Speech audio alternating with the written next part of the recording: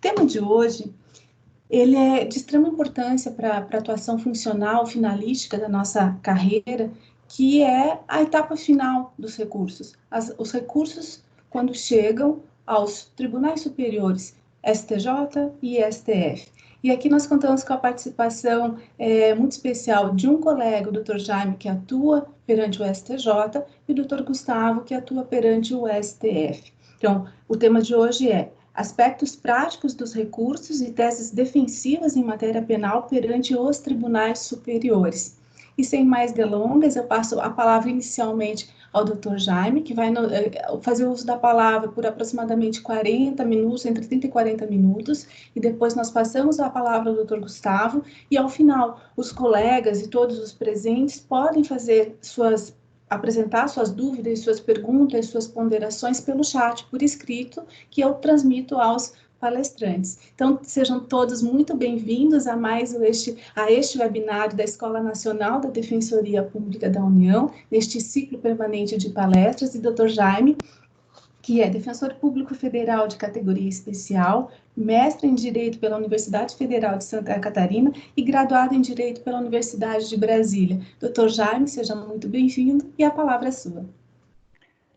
Agradeço as palavras, Olinda, e aproveito também para cumprimentar o meu querido amigo e colega Gustavo Ribeiro, que desde que eu entrei na Defensoria Pública da União, sempre foi uma grande inspiração o Dr. Gustavo, né? Com seu trabalho lá perante o STF, aquele trabalho diário e de muita dedicação, que desde o princípio, né, nos subsidiava com informações muito valiosas quando a gente estava no início da carreira. Agradeço a doutora Olinda também, né, que me convidou de forma assim, meio que inesperada, quarta-feira, não me deu muita alternativa, né, Olinda?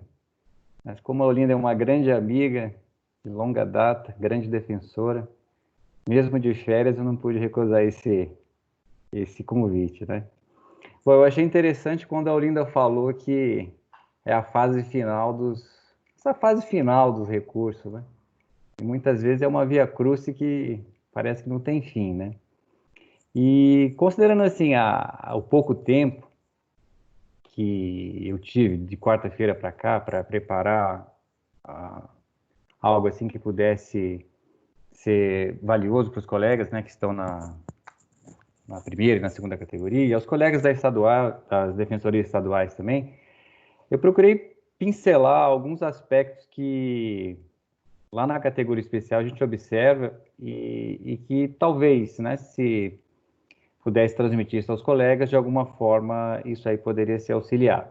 Alguns dos temas talvez já sejam de conhecimento, né, de vários dos defensores que estão assistindo esse webinar, e talvez alguns aspectos possam ser bastante úteis. É claro que o trabalho da especial, juntamente com o Dr. Gustavo e os colegas que atuam na especial, é praticamente um trabalho em conjunto, porque quando nós não conseguimos reverter a matéria no STJ, toda a nossa atuação ela é voltada para que o processo chegue ao STF, né? Então, bom, eu fiz um roteiro, eu vou compartilhar com vocês aqui, para que vocês possam acompanhar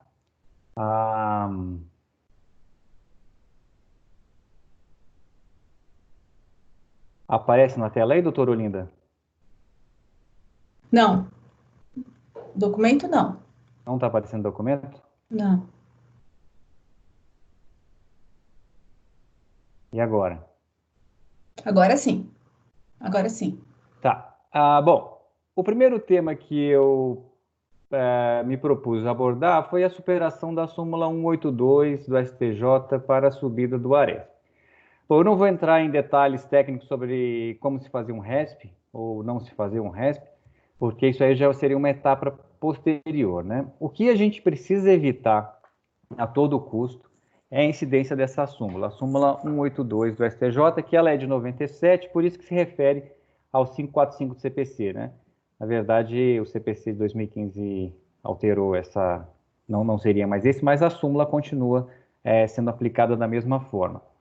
Então, bom, o agravo em recurso especial e o agravo em recurso extraordinário, no caso, para o STJ seria o ARESP, né, são recursos previstos no artigo 994, novo Código de Processo Civil. Então, obviamente, não é mais o 545, agora é o 994 do novo Código de Processo Civil. O que diz essa súmula, né? O que diz esse artigo? Né? Caberá o agravo ao Tribunal de Instância Superior, regido pelo artigo 1042 do mesmo diploma legal. Bom, se a decisão admite RESP ou RE, ela é irrecorrível, por ausência de interesse recursal por parte prejudicada, já que tais recursos RESP e RE passarão de todo modo por novo juízo de admissibilidade quando o ingresso dos autos no Tribunal da Instância Superior. Bom, então, interposto o RESP, é feito um juízo de admissibilidade na origem, certo? Desse juízo de admissibilidade é proferida uma nova decisão, e dessa decisão cabe o agravo. É basicamente isso que está ressaltado aqui no negritado que eu coloquei acima. Eu peguei como exemplo o ARESP número 1688506 do Sergipe, que foi um ARESP que recentemente eu fui intimado dessa decisão. Então, basicamente, diz o seguinte, já no recebimento desse ARESP no STJ, na verdade, o fato era que não havia elementos para condenação. O que se discutia nesse RESP, né? E, consequentemente, no ARESP? Que não havia elementos para condenação pelo crime de tráfico de drogas. Basicamente, se discutia a desclassificação do artigo 33 para o artigo 28. A decisão de admissibilidade, ela foi sucinta e o fundamento foi esse aqui. Súmula 83 do STJ e visto também que, na espécie, o revolvimento fático probatório se edita a orientação a seguir. Então, basicamente, a negativa, né, de subida desse RESP foi por conta da súmula 83 e da súmula 07. Eu coloquei aqui, né, os fundamentos. Súmula 83 e súmula 07. Súmula 83, entendimento do tribunal estaria em consonância com o entendimento do STJ, e a súmula 07 não seria viável a interposição de RESP para discutir matéria fática probatória. Analisando o processo, foi possível constatar que o agravo combateu os dois fundamentos. Ele foi perfeito nesse ponto, um agravo muito bem feito. Mesmo assim, a decisão de admissibilidade já no STJ, a monocrática, ela diz o seguinte, né? Vou pular aqui mediante análise e tal. Entretanto, a parte agravada deixou de impugnar especificamente a súmula 7. Então, por conta dessa ausência de impugnação específica, a súmula 7, esse agravo, esse ARESP não foi conhecido. Basicamente, então, é a 182, como eu coloquei aqui em cima. É inviável o agravo do 545, agora 994, que deixa de atacar especificamente os fundamentos da decisão agravada. Então, se a decisão agravada tinha fundamento 83, súmula 83, súmula 07, os dois fundamentos deveriam ser atacados para que esse resto fosse conhecido. A decisão monocrática do juiz, do presidente do STJ, no caso, né, ele que decide essas questões, foi no sentido de não conhecer porque haveria uma ausência de impugnação da súmula 7. Bom, foi interposto regimental, o processo foi distribuído, então, para um ministro relator, e a decisão do relator, eu vou passar essa parte inicial, que é só a parte negritada, o que foi o pedido, né, requer a consideração agravada ou a subvenção do feito à quinta turma. Da análise dos autos, verifica-se que assiste razão ao agravante, motivo pelo qual reconsidera a decisão agravada e passa a análise da resignação. Veja, ele reconsiderou a decisão agravada e o agravo regimental foi conhecido, porém o RESP foi conhecido. Conheceu o agravo e não conheceu do RESP. Provavelmente essa decisão ela vai ser agravada novamente, porque mais uma vez é uma monocrática. Eu não posso dizer porque eu não vou ser intimado dessa decisão, já que foi dia 12/6 e eu já estava de férias.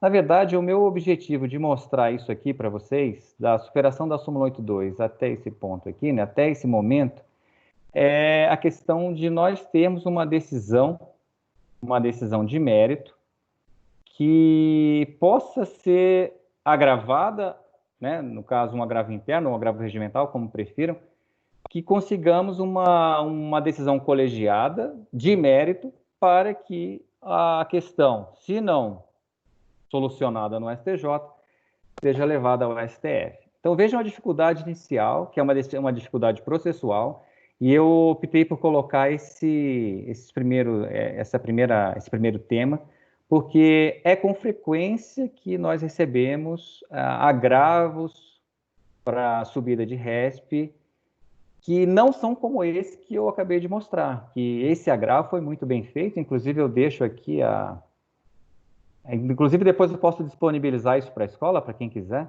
Eu faço registro das peças, né? Esse aqui foi um agravo muito bem feito, ele combateu os dois fundamentos, e não foi por outra razão que nós conseguimos a reconsideração dessa decisão monocrática, certo?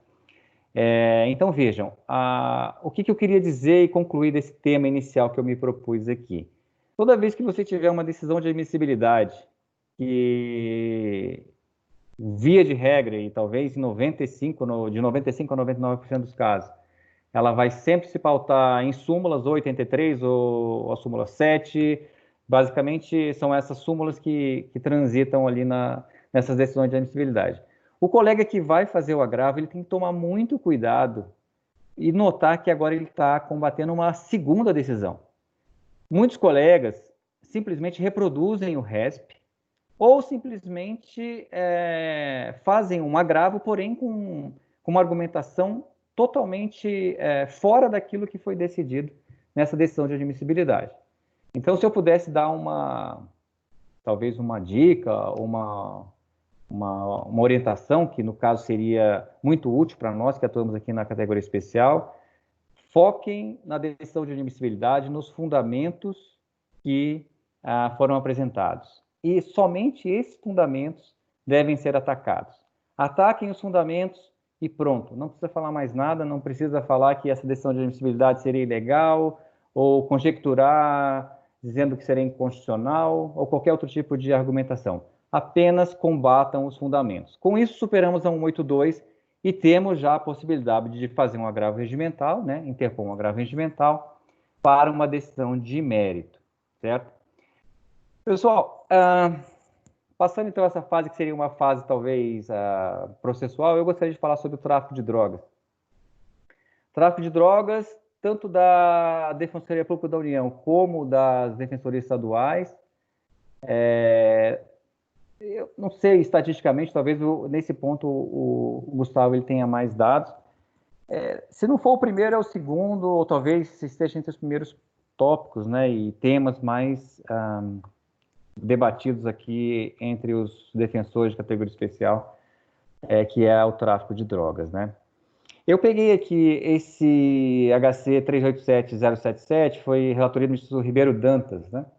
Foi 17 de 4 de 2017, foi publicado em 24 de maio. O que acontece no tráfico de drogas? Bom, o que, pelo menos, a gente tem conseguido aqui no STJ, bom, o STJ, daqui a pouco eu vou explicar que não é bem assim, mas no STF, talvez, pelo menos conseguimos, né, Gustavo? Eu não sei se a gente pode dizer que continua conseguindo com tanta frequência. É a questão da aplicação da causa de diminuição, né, do parágrafo 4º do artigo 33. É a grande questão, o que vem a ser a mula do tráfico e como a mula do tráfico deve ser entendida e como deve ser analisado a aplicação da norma para essa figura tão obscura e tão pouco compreendida que é a mula. O que eu vejo, na verdade, em relação ao tráfico de drogas é que os tribunais já começam na sentença, são presunções, de um modo geral, né? São presunções, essas presunções elas seguem e vão formando algo que é extremamente difícil de se romper e de se discutir. São presunções quase que absolutas, né? E a questão da mula do tráfico, durante muito tempo houve essa discordância entre o STJ e o STF. O STJ, durante muito tempo, não era uníssono, havia uma certa oscilação entre quinta e sexta turma, mas havia essa questão, se a mula do tráfico, pelo fato de ser mula do tráfico, ela pertencia à organização criminosa ou não, ou sim ou não. Bom, então aqui tem um breve relato do que foi esse julgado, né? E aí, bem aqui nesse ponto que eu negritei e sublinhei, né? Foi ressaltado pelo ministro, que sendo imprescindível, né, que a simples atuação como mula não induz automaticamente a conclusão de que o agente integra a organização criminosa. Sendo imprescindível, para tanto, prova inequívoca do seu envolvimento estável e permanente com o grupo criminoso. Esse era o entendimento, sempre foi o entendimento do STF, desde que a questão começou a ser levada, e o STJ não. O STJ, durante muito tempo, ele simplesmente apareceu o nome mula, a palavra mula, pronto. Integra a organização criminosa e, por isso, seria excluída, então, a causa de admissão prevista no parágrafo 4º do artigo 33. Né? Então, o que se tem hoje no STJ é ainda uma oscilação, embora cada vez mais venha ganhando força essa tese de que o simples fato de ser mula ele não é suficiente, já com respaldo na própria orientação já bastante consolidada do STF. A questão é que, embora haja essa, digamos, conclusão no sentido de que é preciso investigar se a mula é ou não é pertencente a alguma organização criminosa, a fim de evitar a incidência da causa de diminuição de pena, que eu falei aqui em cima, parágrafo 4º, a verdade é que a interpretação é sempre no sentido mais duro e sempre, na minha modesta opinião, como basicamente pautado em presunções. E eu vou mostrar para vocês por que eu digo que é pautado em presunções. Eu separei alguns acórdãos, alguns processos que recentemente a gente analisou lá no sexto ofício e que vocês vão perceber. É óbvio que muitos colegas da origem já têm talvez essa certeza até, não é nem mais uma desconfiança. Então, vejam bem, antes de passar a análise desses processos, eu queria só mencionar esse HC aqui, 580-612, Santa Catarina, que foi, se eu não me engano, foi a colega Tatiana que foi intimada, e ela publicou no nosso grupo, né? E realmente é um caso, assim, totalmente atípico, porque o paciente ele foi condenado a 5 anos e 10 meses de reclusão em regime inicial fechado. A defesa, a Defensoria Santa Catarina, aliás, tem que fazer uma menção especial aos colegas de Santa Catarina, os defensores estaduais, que fazem um excelente trabalho. As teses aqui são realmente inovadoras e bastante elogiadas aqui em Brasília, né, na categoria especial e no STJ. Bom, enfim, era um caso típico, né, em que o cidadão foi condenado a 5 anos e 10 meses, reclusão, regime fechado, e se pretendia, no caso, a aplicação da causa de diminuição, fixação do regime inicial mais brando e a substituição. Eu nunca vi nada parecido, ou se vi, eu já tenho 10 anos praticamente de categoria especial, não me recordo de um acórdão tão bom, tão assim, tão perfeito, né? Porque o ministro Schetti, eu vou resumidamente falar aqui, depois quem tiver interesse, depois é só analisar o acórdão, ele simplesmente acatou a tese que ele, no caso, seria... o autor seria, né, o condenado, ele seria, o recorrente, no caso, ele seria passível a ele ser aplicada a causa de diminuição. Disse que 100 comprimidos de êxtase não se mostra uma quantidade excessiva, então isso não seria suficiente para caracterizar a dedicação à atividade criminosa ou que ele entregasse alguma organização criminosa. E, em seguida, ele, além de, né, reformar o acórdão do TJ, ele aplicou a causa de diminuição no seu grau máximo, em 2/3. Fixou o regime inicial aberto e fixou a pena, no caso, após a aplicação, aí é só questão matemática, né, em 1 ano e 11 meses, que é basicamente que que varia entre 1 ano e 8, 1 ano e 11, e ainda determinou ao juiz da execução que visse a possibilidade de substituição da pena. Quer dizer, é um caso raro, eu botei aqui analisar, acorda exemplo raro, porque é raro, é digno de nota. Eu deixo aqui o número dele, depois quem tiver interesse de dar uma olhada, ou talvez o pessoal de Santa Catarina já tenha. Bom, quantidade da droga, pessoal. Quantidade da droga é algo totalmente subjetivo, talvez pudesse falar em sorte, eu não sei, em interpretação, mas eu já vi 7 gramas, salvo engano, tem até depois o Gustavo pode falar melhor, mas eu já vi até questão de menos de 2 ou 3 gramas ser considerado tráfico de drogas. Já vi 2 quilos não ser, 2 quilos tanto de maconha como de cocaína. Então, o que eu digo a vocês é não se assustem com a quantidade de droga ou não deixem de combater esse argumento, porque aqui nos tribunais superiores isso aí não tem digamos, um parâmetro muito certo, né?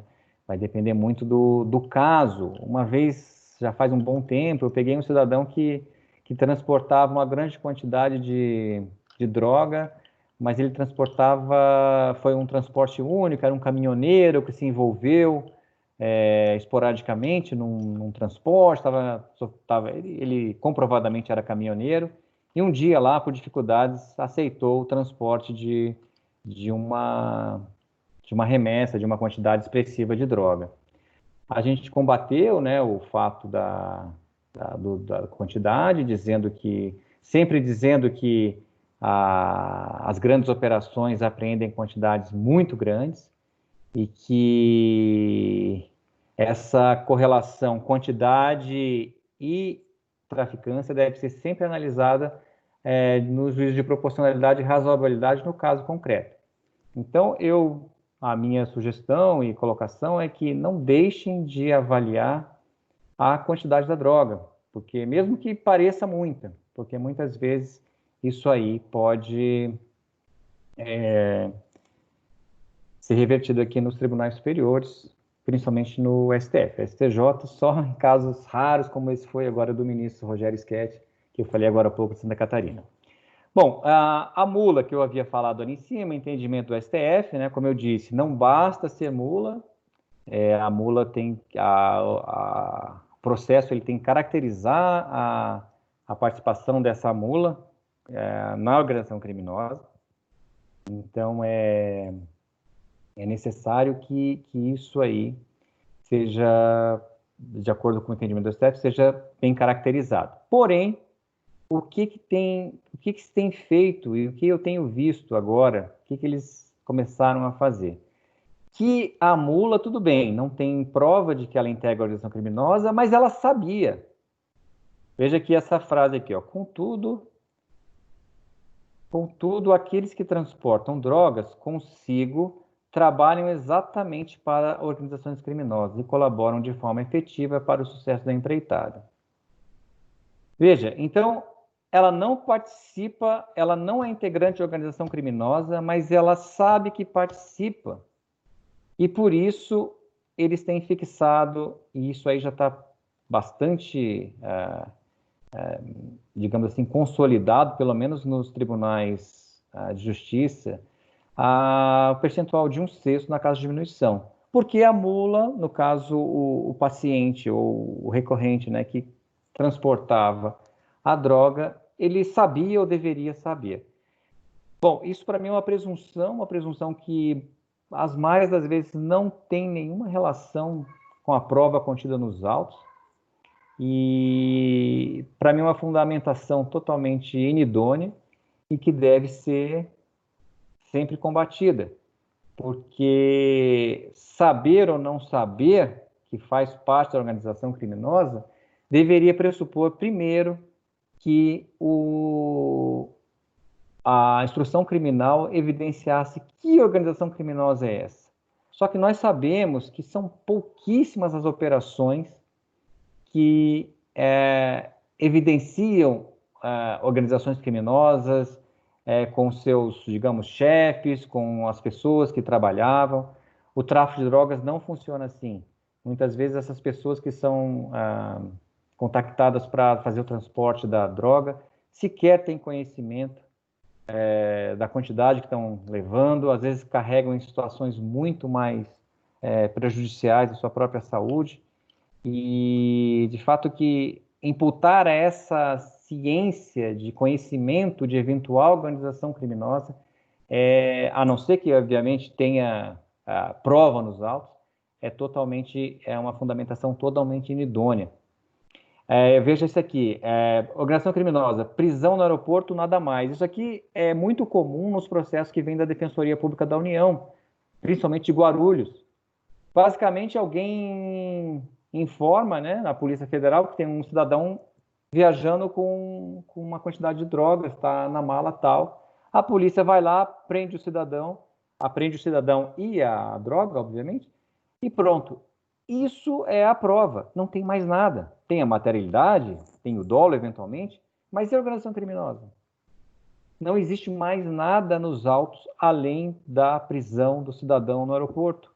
E a partir daí é feita uma construção imaginária de uma grande organização criminosa e que essa mula teria ciência, né, de que estaria a serviço dessa grande organização, e por isso tudo para ela é negado, tudo para ela é dificultado, mesmo sabendo que essa norma ela é feita especialmente para essas pessoas que são a parte mais fraca na traficância, né, nesse tipo de crime. Então, veja que eu retirei um pedacinho do trecho do acórdão, se não me engano, ou foi da sentença, acho que foi da sentença. O réu foi preso em flagrante, trazendo consigo centralização legal regular, nananana. O laudo preliminar de constatação do laudo definitivo foram categóricos e reconhecer sendo cocaína.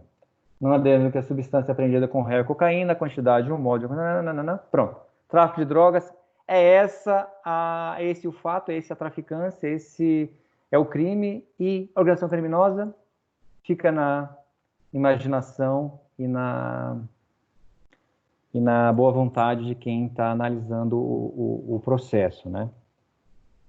E aqui, mais uma vez, a situação de que ele não era mula, então ele não... de outro lado, contudo, é inegável que no caso concreto, embora não integrando efetivamente a organização criminosa, o réu, quando aceitou a proposta de transportar drogas de um país ao outro, tinha plena consciência de que, com sua participação no transporte de droga, colaborava para o sucesso de um grupo criminoso internacional. É essa a conclusão, embora a instrução criminal ela tenha apenas evidenciado o cidadão transportando a droga. Organização criminosa, não existe prova alguma. Então, é um tema que eu sempre bato muito aqui, depois o Gustavo pode falar melhor como essa questão tem sendo decidida no STF, mas quanto mais os colegas, e aí, embora possa parecer que talvez mais para a primeira categoria, muitas vezes é lá na audiência de instrução, em alegações finais, talvez, e principalmente ali no recurso de apelação, na hora de opor o embargo de declaração após a própria sentença, eventualmente, tentar esmiuçar essa questão da ausência de prova para a caracterização da organização criminosa. Isso aí talvez facilitaria bastante. Bom, variedade da natureza das drogas é outro tema que é bastante, digamos assim, ele é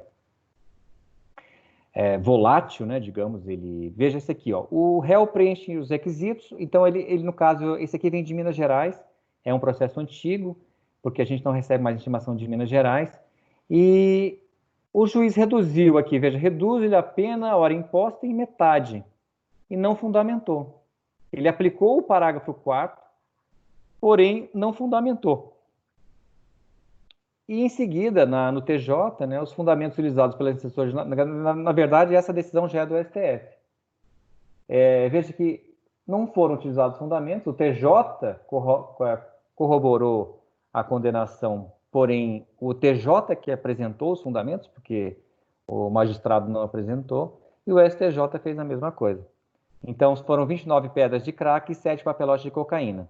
Nessas situações, quando tem papelote e pedras, né, que em tese podem caracterizar a traficância, é importante que na apreensão sejam também verificados os apetrechos, como balança de precisão, separador e aquelas coisas todas que são utilizadas. Isso aí Isso aí a gente vê muito nas defensorias estaduais, que têm mais contato com esse tipo de situação, né? Mas a questão da fundamentação é algo que deve ser sempre combatido desde a sentença, para que facilite aqui. Bom, sobre dosimetria, então eu fiz um rápido apanhado sobre tráfico, tá, pessoal? É nada muito, assim, aprofundado. Depois, conforme for, a gente pode pensar em algo mais no tráfico em si, né? Aprofundar em um tema específico. Sobre a dosimetria, o que eu posso dizer, o artigo 59, todo mundo tem ciência disso, são 8 vetores.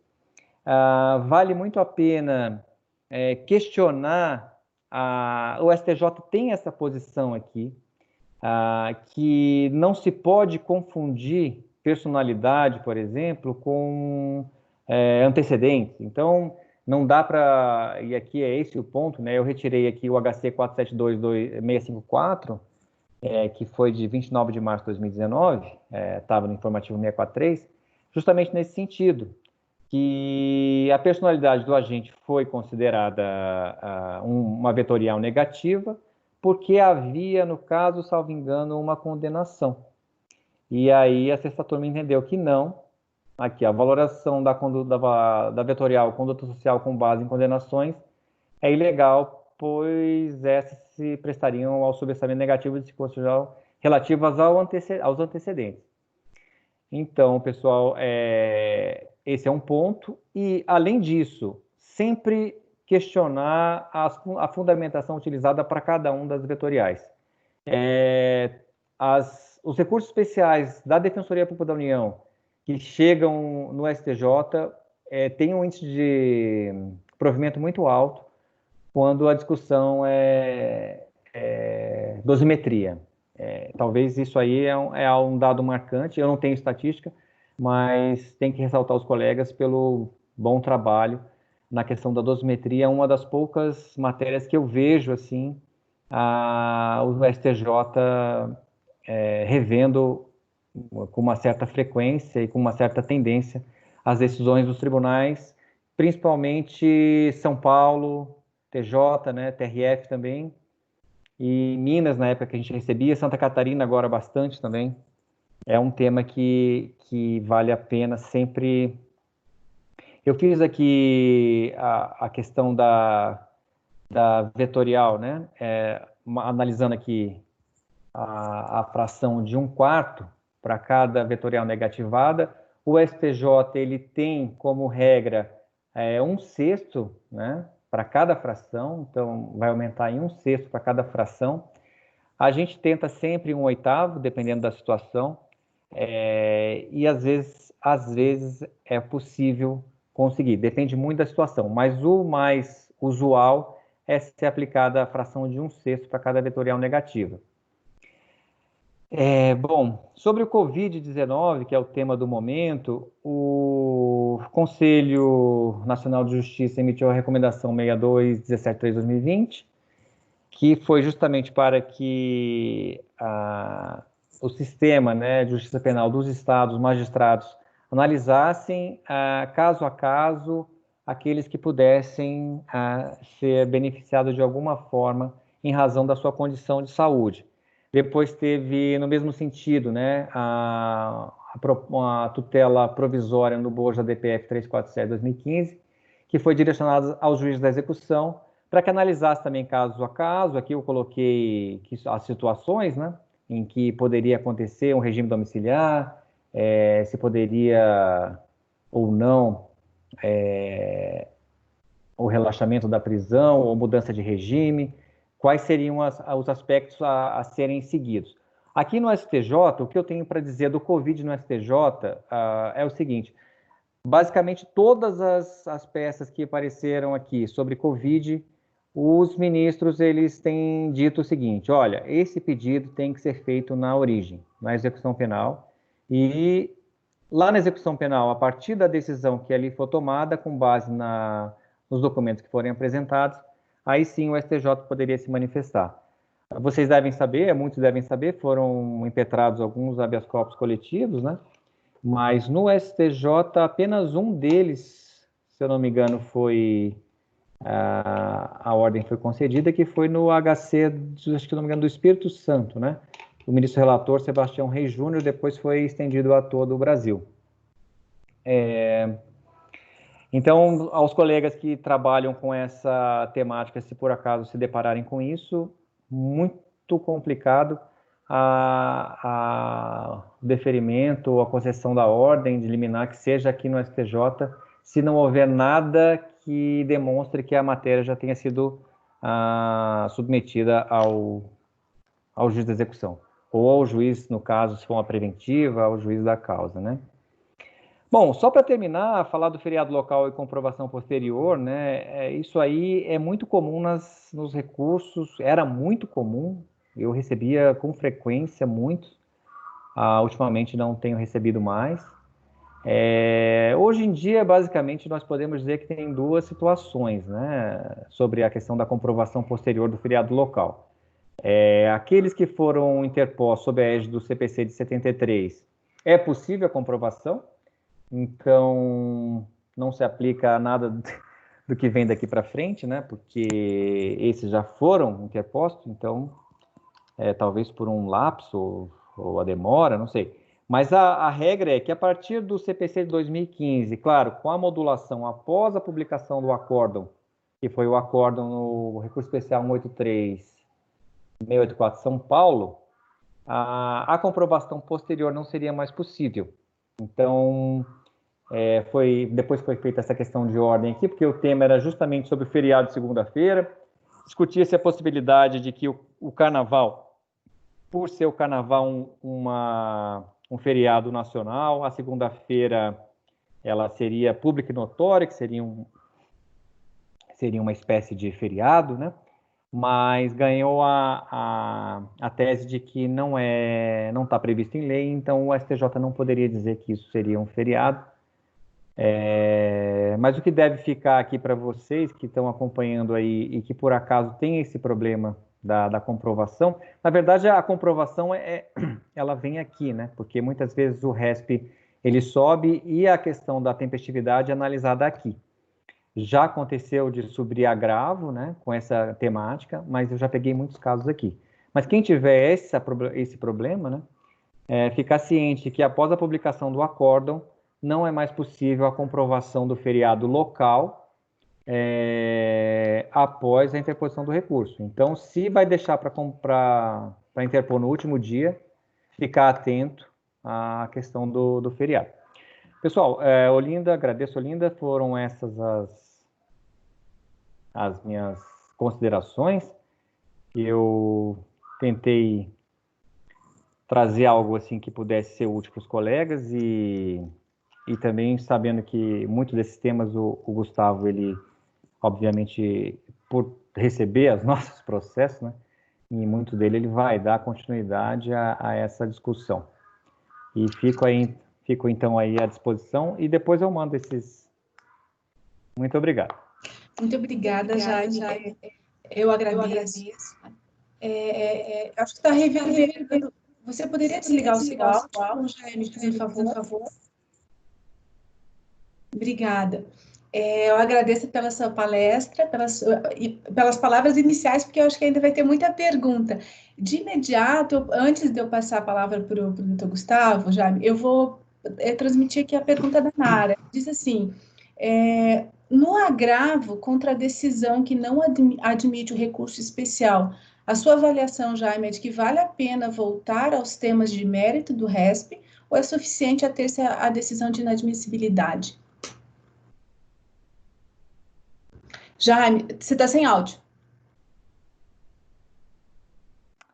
Desculpa, Olinda. Eu não estou acostumado com isso.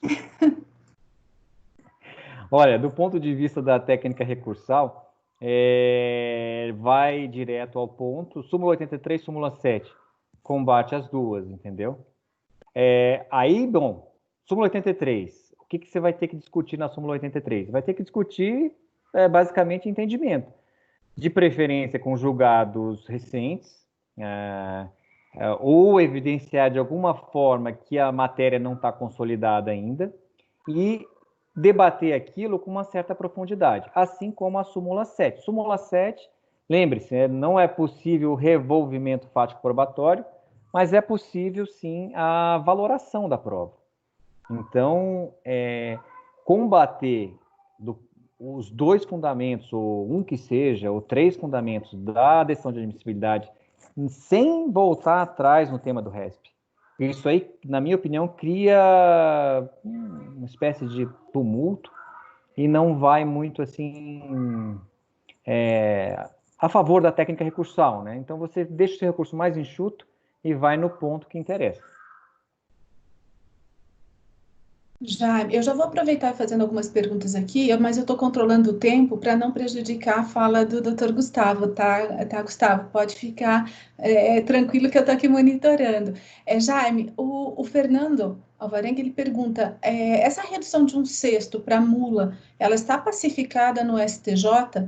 Porque a segunda Câmara Criminal do MPF está utilizando essa pacificação para não oferecer a NPP para as mulas.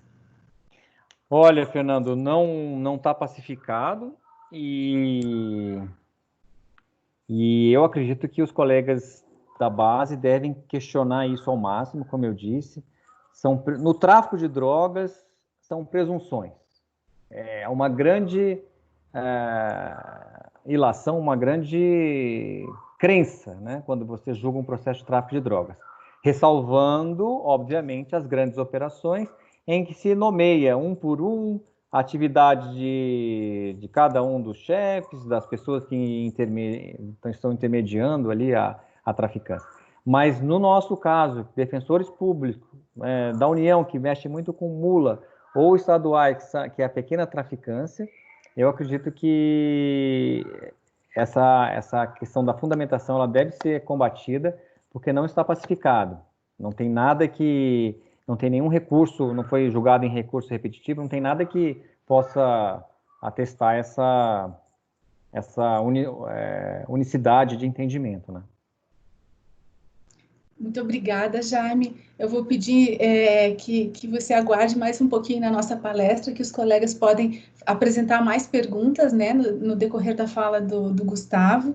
E então agora eu passo a apresentar o nosso segundo palestrante deste webinário, que é o Dr. Gustavo de Almeida Ribeiro, defensor público federal de categoria especial, com atuação no Supremo Tribunal Federal desde 2007, ex-membro do Conselho Superior da Defensoria Pública da União, e nosso colega já de instituição, mas ingressou na carreira já em 2001, portanto, com muito conhecimento sobre a matéria da defensoria e de recursos em especial.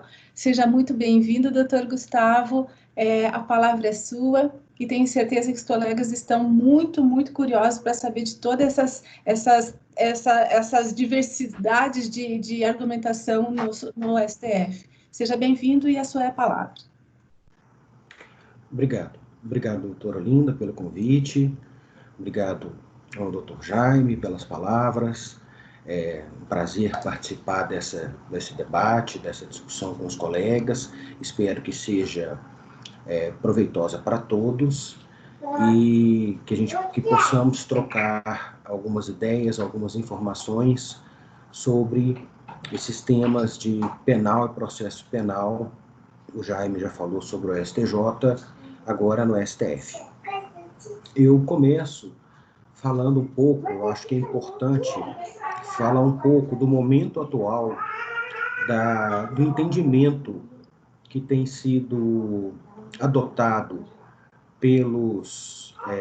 principalmente pelo STF, e acho que talvez isso se reflita um pouco em todas as instâncias, às vezes conversando com os colegas eu percebo isso, que é um momento que eu vejo de muito rigor.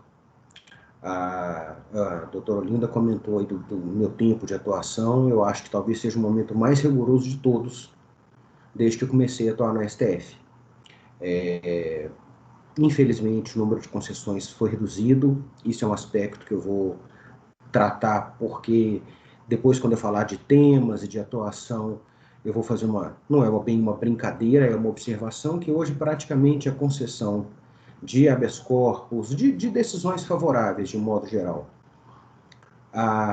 aos nossos assistidos na primeira turma do STF, se não é zero, é próximo disso. Então, às vezes, até atualmente, a doutora Tatiana Bianchini, que ficava com a primeira turma pela divisão da STF, ela pediu para sair, deixar o grupo, e eu tenho recebido muita coisa de substituição, então isso só reforça uma visão que eu já tinha mais de longe, mais à distância, com alguma substituição, mas com a substituição muito grande que tenho recebido hoje, infelizmente, há uma diferença muito grande. A primeira, talvez, grande barreira seja a distribuição. Nós temos chance na segunda, chances ínfimas na primeira. Às vezes eu passo dias e dias recebendo coisas que caem para a primeira turma, sem nenhum êxito, sem nada favorável. Mas ainda assim, muito do que nós vamos conversar aqui, do que eu vou falar, vale porque, bem ou mal, na segunda ainda a gente obtém êxito, algumas decisões bem favoráveis, bem interessantes ainda dos ministros da segunda turma, e principalmente o ministro Gilmar Mendes, o ministro Celso de Mello e o ministro Ricardo Lewandowski. Eu diria que hoje são os três no tribunal que mais votam favoravelmente à Defensoria Pública, e o primeiro deles, na matéria criminal, sem dúvida, é o ministro Gilmar Mendes. Então, esses temas são importantes, porque, como eu falei, infelizmente tem a barreira da distribuição, mas superada ela, a gente consegue êxito nas coisas que caem para a segunda turma. Então, como eu falei, é um momento de um rigor maior. Isso talvez tenha sido muito pregado, né, em veículos de comunicação, onde quer que seja, né, essa necessidade de se prender, de se encarcerar, e isso acaba refletindo em que todas as questões, tudo que é levado, justifica cautelares intermináveis, justifica penas elevadas, aumento de pena por situações absolutamente... Aumento no sentido atécnico, pode ser em pena base, agravante. Eu estou dizendo, né, significa uma majoração, tudo justifica uma majoração da pena por razões que às vezes são totalmente comuns ao crime. Tudo justifica cautelares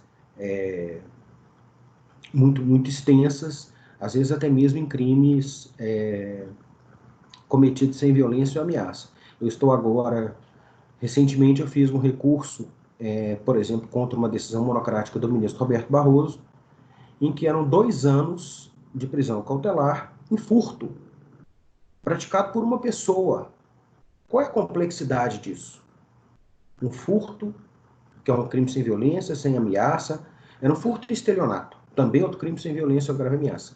Mas é essa a circunstância, e não quer dizer que nós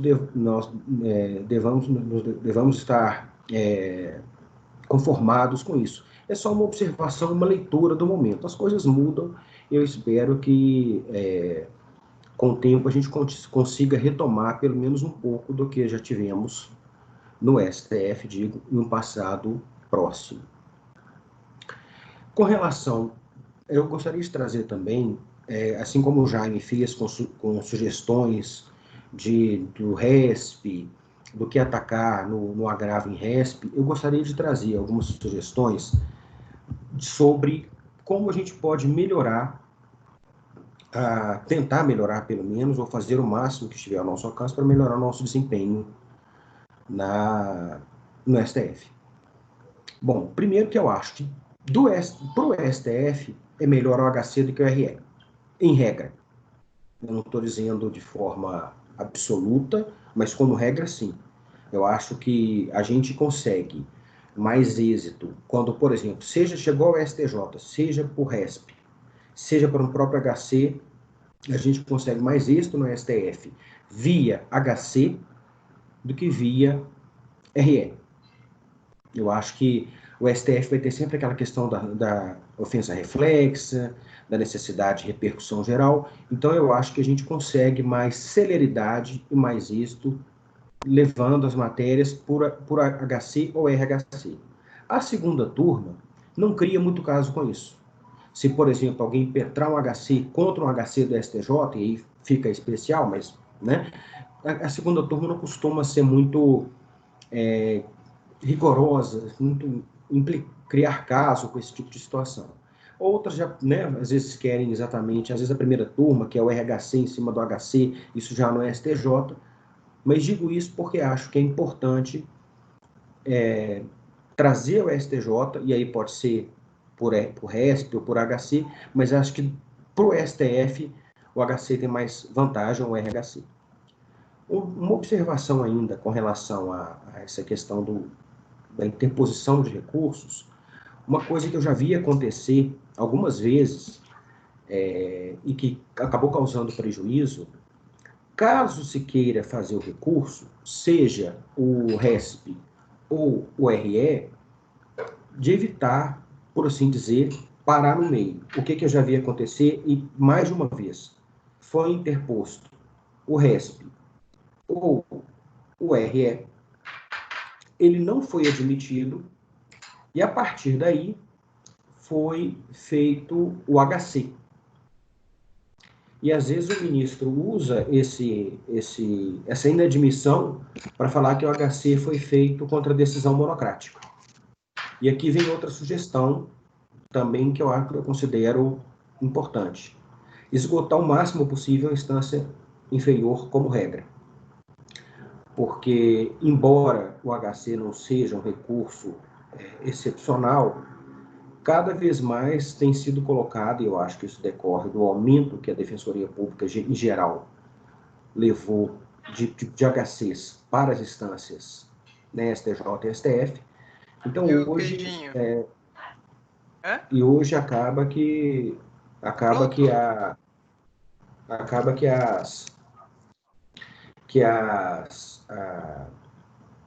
as exigências do HC e do RHC estão cada vez mais próximas, não deveria ser assim, mas cada vez mais próximas de recursos excepcionais. É claro que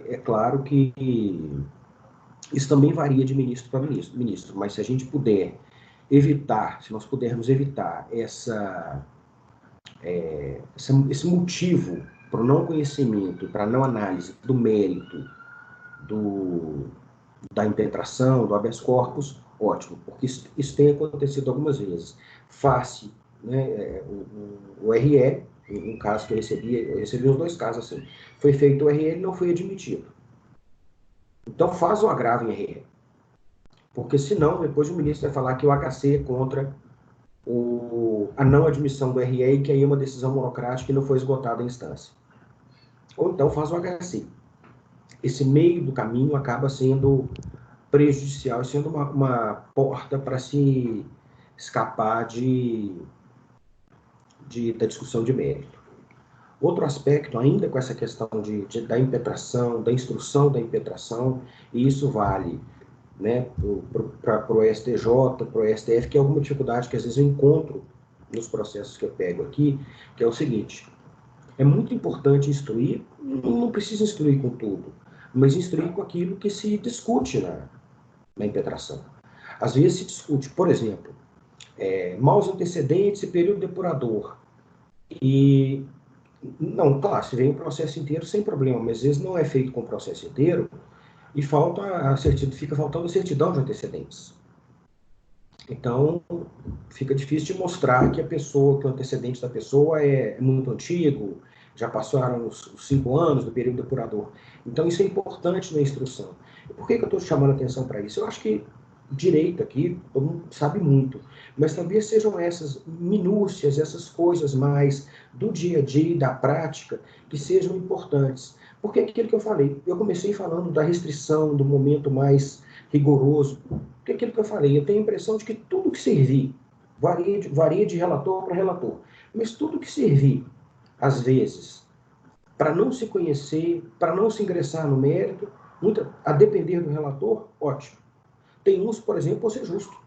Munir Silmar, dá tempo para instruir, abre prazo, mas tem uns que faltou alguma coisa, nego. Se já é difícil, já tem sido difícil, com tudo completamente à mão, quanto mais quando faltam materiais, quando faltam dados importantes para análise daquela alegação específica. Em alguns casos, realmente, que fica impossível. Poderia ser aberto o prazo, por exemplo, olha, você está discutindo aqui que a acórdão do TRF, do TJ, né, a gente recebe matéria estadual, não fez isso, e ele não está acostado aos autos. Então, como eu falei, a depender, prazo para juntar, mas a depender, não, nega, e aí você fazer o agravo para pedir para juntar, você vai diminuindo uma chance que já é pequena cada vez mais. Eu trouxe também, além dessas observações, alguns temas que eu acho que talvez sejam importantes, porque são aqueles em que a gente tem êxito, e uma tentativa de de trazer assim, o que a gente pode fazer para ter o máximo de êxito possível. Na dosimetria, o Jaime falou uma coisa exatamente que eu ia chamar a atenção. Pena base. Tem muito erro em pena base. É muito comum o juiz usar condenação, processo judicial, como personalidade e como conduta social. É muito comum isso. E isso é uma coisa que a gente tem obtido êxito. O afastamento dessas circunstâncias processuais como se fosse conduta social. Isso é uma coisa que acontece com frequência, que a gente tem êxito, quando passa pelo STJ, tem tido êxito na STF, volto a dizer, principalmente na segunda turma, mas, e é uma circunstância bem, talvez seja na parte de dosimetria, a situação que a gente consegue mais êxito, mais reduzir. E por que isso é muito importante? Porque, às vezes, a circunstância judicial, né, a pena base, ela é muito fundamental na hora de se fixar o regime, se permitir uma substituição de pena. E esse erro acontece com frequência. Eu vejo, não raras vezes, aliás, ontem eu divulguei, depois eu vou fazer isso, as minhas anotações, ao contrário do Jaime, todo organizadinho, foram feitas à mão. Então eu vou depois apresentar esses dados organizadinhos, mas ontem mesmo eu mandei um processo do Minicelso, em que é isso. O juiz invocou como maus antecedentes, como circunstância, processo judicial. Salvo engano, até vem do estado de Santa Catarina isso também. Mas isso acontece com frequência, acontece na Justiça Federal e na Justiça Estadual. E acho que é um tema que a gente tem bastante êxito. Outro tema também relacionado a maus antecedentes, a pena base, e que infelizmente nós vamos perder no plenário, é o que eu penso, que são a questão dos maus antecedentes e o período depurador. Por enquanto, o que cai na segunda turma a gente tem conseguido. Então, é fazer e torcer no sorteio. Mas vale a pena ainda, que é a questão dos 5 anos. Recentemente eu tive a oportunidade, isso está em julgamento ainda, e eu acho que infelizmente nós não vamos ganhar, de fazer uma sustentação num processo em que o fato que gerou os maus antecedentes transitou em julgado em 99. Salvo engano, vem da 4ª região. E o segundo fato é de 2014. Ou seja, num crime de 2014, utilizaram uma condenação que transitou em julgado em 99 como maus antecedentes. Na segunda turma, posso dizer que a chance de ganhar seria bem grande, mas está na primeira, eu recebi em substituição. Mas na segunda vale a pena. Esse período depurador nem está valendo. Na hora que unificar no plenário, né, tem um RE com repercussão geral reconhecida nesse tema, infelizmente, acredito que a gente vai perder. Mas, por enquanto, até essa unificação pelo plenário, vale a pena, entra e fica torcendo para cair na segunda turma. É um tema que a gente ainda consegue bastante êxito em dosimetria, que é um tema difícil no STF. Em regra, como regra, dificilmente eles entram nesse tipo de discussão. Mas nessas questões realmente técnicas, de usar processo judicial como conduta social, processo antigo como maus antecedentes, nisso a gente tem uma chance bem razoável de êxito, e nisso vale a pena insistir. Como eu falei, torcendo para cair na segunda turma. Questões ambientais também são muito comuns, principalmente dos pequenos pescadores, principalmente pessoas flagradas, não raras vezes, com uma pequena quantidade de pescado ou com nada, e volto a dizer, vale a pena insistir e torcer na distribuição. Recentemente, houve um processo que eu até divulguei também, que foi bem interessante, a decisão monocrática do ministro Ricardo Lewandowski, que ela foi agravada pela Procuradoria-Geral da República, que tem agravado de quase todas as concessões nossas. É impressionante isso. Hoje, assim, o índice de agravo é muito grande, mas ela foi agravada e o agravo foi desprovido, não tem acordo ainda, em que o ministro Lewandowski chama atenção, inclusive, para aquele caso envolvendo o presidente Bolsonaro, da pesca em local proibido. E o agravo foi desprovido, então vale a pena insistir na insignificância no crime ambiental.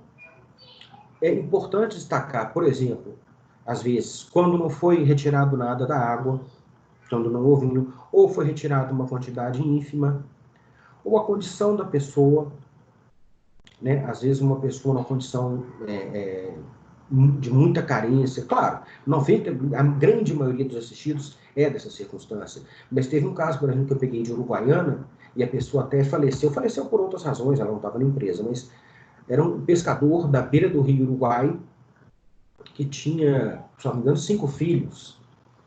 Então, esse tipo de coisa talvez ajude, pelo menos, a criar uma possibilidade maior de concessão. Nesse caso, a ministra Carmen Lúcia tinha negado, eu agravei, e antes do julgamento do agravo, o paciente, o assistido, veio a falecer. Lamentavelmente. Mas acho que ainda vale a pena, é um tema que nós temos ainda êxito, principalmente na segunda turma, isso não preciso nem falar, acho que isso mais. Mas, mesma coisa, rádio comunitária e internet.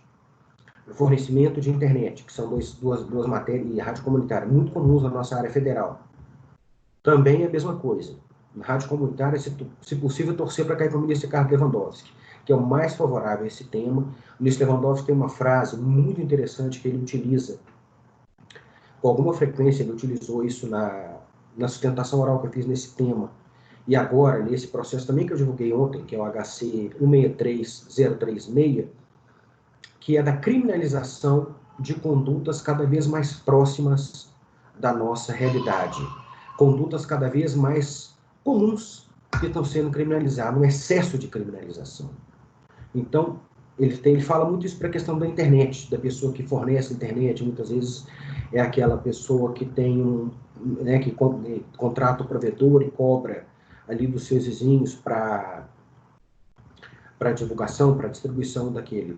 Como eu falei, na segunda turma, claro, depende do relator, às vezes é preciso um agravo, mas ainda vale a pena alegar esse tema, a questão da insignificância, a questão da própria Anatel ter permitido os pequenos provedores com pequenas quantidades de acesso, com acessos mais limitados, e também a questão da rádio comunitária.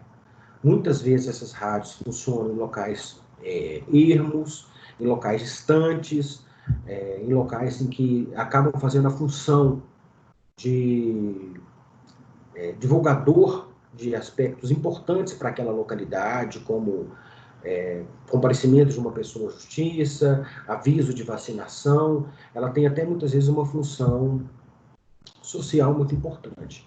Então, esse tema ainda é um tema que acontece com frequência e que vale a pena ser alegado. O que às vezes acontece é quando realmente o dificulta, é quando há um laudo da Anatel dizendo que aquilo ali era capaz de interferir, que estava muito perto de um aeroporto, e aí fica muito difícil. E aí fala até aqui, quanto mais, né, de dizer que aquele laudo não é verdadeiro, assim, verdadeiro no sentido não do conteúdo verdadeiro, mas que não era capaz de interferir, aí fica muito complicado. Mas boa parte das discussões, ela não traz esse tipo de laudo, esse tipo de afirmação. Quando tem essa afirmação, fica mais complicado. Mas é um tema ainda que a gente consegue bastante êxito, principalmente em se tratando de internet e de rádios, às vezes com potências muito baixas.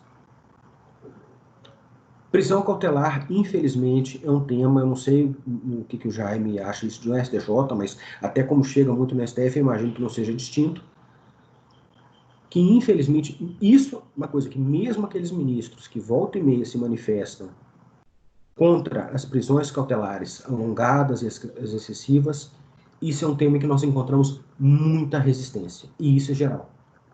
Isso eu nem vou dizer tanto que é a segunda, é a primeira. Talvez o ministro mais, nesse aspecto, o ministro mais favorável a isso seja o ministro Marco Aurélio. O ministro que mais se insurge com essas cautelares intermináveis ou sem fundamento, mas, infelizmente, ele concede a liminar e perde na turma. É o que costuma acontecer. Mas talvez seja um único. Eu tenho muitos processos, e aí das duas turmas, em situações assim, de 3 anos de prisão de um processo que nem era do júri, ou seja, nem tinha as duas fases, né? Nem se justificaria de modo algum uma demora tão grande, e nesse aspecto, infelizmente, eu posso dizer que, com exceção talvez do ministro Marco Aurélio, as duas turmas são bem rigorosas. Não é que a gente não deva tentar, eu acho que isso, as situações absurdas, as situações completamente desarrazoadas, que a gente vai continuar tentando.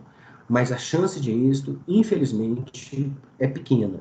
E uma coisa que eu chamo atenção para esse tipo de discussão, quando for esse tema, é tentar mostrar o máximo possível, porque uma coisa que acontece muitas vezes é que, por exemplo, foram vários adiamentos, e nenhum deles relacionados à defesa, audiências que foram sendo adiadas porque o juiz estava de férias, ou porque não tinha promotor, ou porque a pessoa que está presa, não foi levada para audiência, então não conseguiu ser ouvida, como se a pessoa estar presa fosse culpa dela.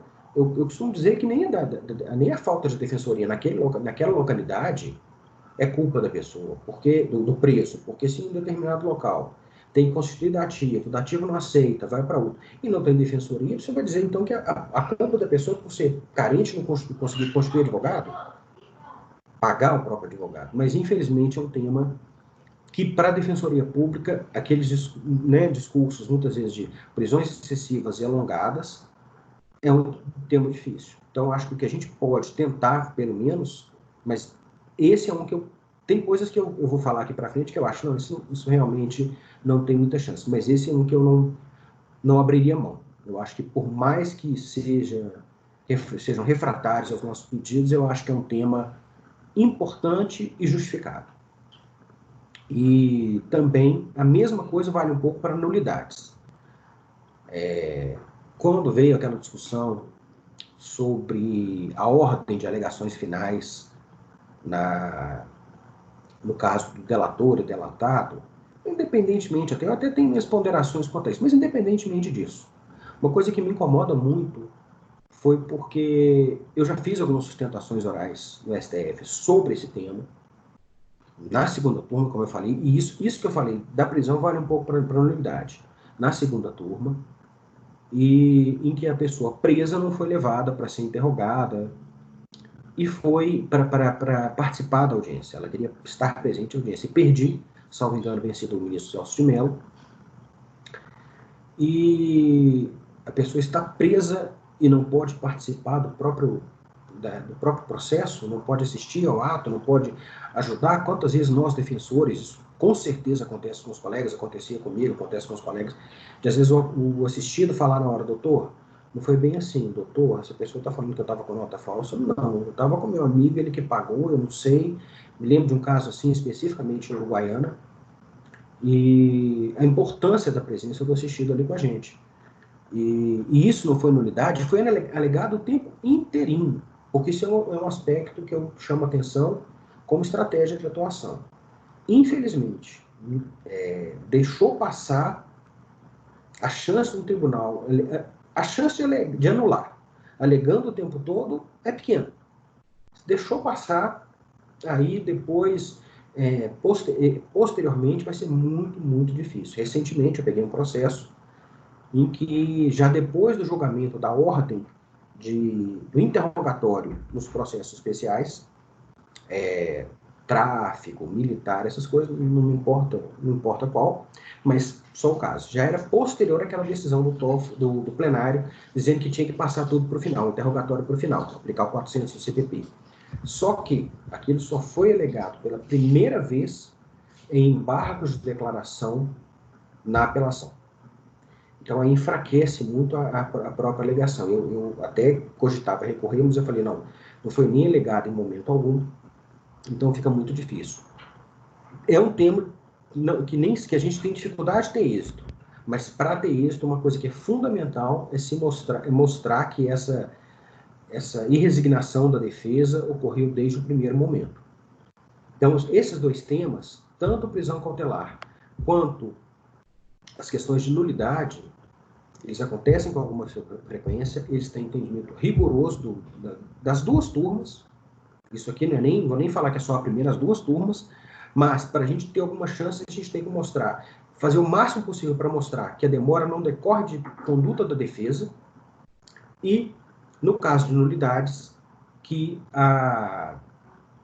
ela foi alegada imediatamente, que a defesa não tem qualquer culpa, que a defesa mostrou o máximo possível. Existe um pedido de prova de prejuízo, acho que eu já comentei isso aqui, foi um dos processos mais legais depois que eu ganhei, legais no sentido de satisfatórios, que era um caso de pai e filho que julgaram o mesmo processo, isso em Minas Gerais, quando a gente recebia o processo de Minas, e foi uma luta para se convencer isso, e o ministro Fachin, que ficou vencido aí na segunda turma, dizendo, mas não foi provado prejuízo. Isso aí, infelizmente, essa alegação, esse pedido de prova impossível de prejuízo, ele acontece, mas quanto mais a gente mostrar que a situação é absurda, mais chance a gente tem. O que é a situação absurda? Por exemplo, a pessoa está presa e não foi levada para o próprio interrogatório, então é porque ela não quis ser interrogada. A pessoa está presa e não foi levada para a audiência de testemunha e não houve prejuízo. Mas como é que eu vou dizer o que a pessoa poderia me ajudar na defesa, ajudar o defensor na sua defesa, se ela não pôde estar ali para eventualmente indicar alguma coisa que a testemunha pudesse estar se equivocando, nem mentindo de propósito, mas se equivocando, falando uma coisa que não é verdadeira, que não é absurda. Então, são dois temas que a gente tem muita dificuldade e que esse cuidado, tanto de instruir bem para mostrar que a demora não é da defesa, quanto tentar mostrar o máximo possível o que a defesa fez para evitar aquele prejuízo, o que aquilo causa prejuízo, dentro da possibilidade, claro, eu sei disso, são muito importantes. A exceção para essa situação do ministro Marco Aurélio. Nos dois casos. Os dois ele fala assim, não, isso aqui é uma prova impossível, se você não tiver que respeitar forma nenhuma processual, você pode conduzir o processo como bem entender, e não é assim que funciona. Mas, infelizmente, ele é bem isolado nesse aspecto. Um aspecto também, né, um dos grandes alegações nossas em vários tipos de crime é a insignificância. Para o furto, para o descaminho, para essas questões ambientais também, a nossa alegação tem insignificância, para a rádio comunitária, mas eu vou falar agora especificamente de furto e descaminho. Reiteração dificulta muito a nossa vida. Não impossibilita. Às vezes, é uma pessoa, por exemplo, isso vale, pode ser na federal ou estadual. Uma pessoa que furtou uma coisa de um valor ínfimo e já tem um histórico, já tem outras condenações. Então, não é impossível que a gente consiga, mas dificulta bastante. Principalmente, nesse caso, no descaminho. Infelizmente, é um tema que hoje, assim, eu diria que a chance de êxito, salvo alguma situação muito excepcional, como, por exemplo, um valor ínfimo, uma pessoa numa condição extremamente miserável, ou um tempo muito longo entre um fato e outro, a dificuldade é muito grande que a gente consiga. Quando é aquela pessoa vou usar reincidente não no sentido técnico de reincidência, mas que tem várias acusações e mesmo processos administrativos por descaminho, a chance é ínfima. Ínfima, assim, praticamente impossível. Esse é um tema que hoje, assim, claro, Se o juiz de primeiro grau concedeu, o Tribunal Regional manteve e subiu porque o MP agravou, recorreu, desculpe, fez um recurso especial, extraordinário, vamos em frente, vamos continuar lutando. Mas a gente, muito difícil, uma chance muito pequena de êxito, é uma das matérias mais consolidadas contra a gente. E como eu falei, pode ter uma situação outra excepcional, mas como regra, o mesmo vale para o furto. Só que o furto ainda permite algum tipo de escape, de escapatória, quando a conduta em si é ridícula. Então, às vezes, a gente pega uma pessoa, por exemplo, uma pessoa que furtou uma pequena calculadora numa agência da Caixa, aquelas de mesa, umas coisas assim, pequenininhas, mesmo que já tenha. Então, se a coisa foi restituída, que é uma coisa muito importante, às vezes, para se destacar nas insignificâncias por furto, a restituição da coisa, a ausência de prejuízo, né? Então, esse vale a pena ainda, embora seja cada vez mais o tribunal tenha sido resistente a concessão de insignificância, a aplicação de insignificância em caso de reiteração. Esse é um caso também que vale mais a segunda que tem tido mais concede de vez em quando, a primeira quase nunca. Já tinha falado dos maus antecedentes, período depurador, que vale a pena ainda alegar até que se consolide. E também agora, duas últimas coisas rápidas. Primeira delas, a questão do tráfico, que o Jaime bem colocou. Bom, primeira coisa, algumas dessas, a segunda turma, às vezes, com relação à mula, um dos aspectos que o Jaime chamou atenção, a segunda turma, em certas situações, isso varia demais. É uma coisa assim, eu não saberia dizer assim a razão, porque às vezes até o mesmo relator. A segunda turma, às vezes, tem um entendimento mais favorável, no sentido de dizer que só o fato de ser mula não justifica um sexto. Então, até houve essa pergunta, se pode dizer que está consolidada. Creio que não. Eu não diria isso. E até me comprometo aqui, colegas, a ver se eu consigo fazer um levantamento disso. De decisões em que haja envolvimento de mula sem a obrigatoriedade de um sexto. Mas é o que, em regra, prevalece com mais frequência? Principalmente os processos oriundos da terceira região. Na terceira região, eu já fiz um agravo, perdi, dizendo que em todos a pena era praticamente igual, porque era a mesma pena base, o mesmo aumento pela internacionalidade, a mesma redução. Então, se não me engano, era 4 anos, 10 meses, 10 dias, era uma coisa assim. Acho que é isso, 4, 10, 10, uma coisa assim. Mas eu sei que havia uma uniformidade, e aí eu peguei um caso em que a pessoa acusada de mula estava com uma quantidade bem pequena para ser mula, e falei, olha, há outras quantidades bem maiores, fiz a comparação, bem maiores em que se aplicou essa mesma redução. Então, qual é o critério? Mas é a regra. É absoluto? Não.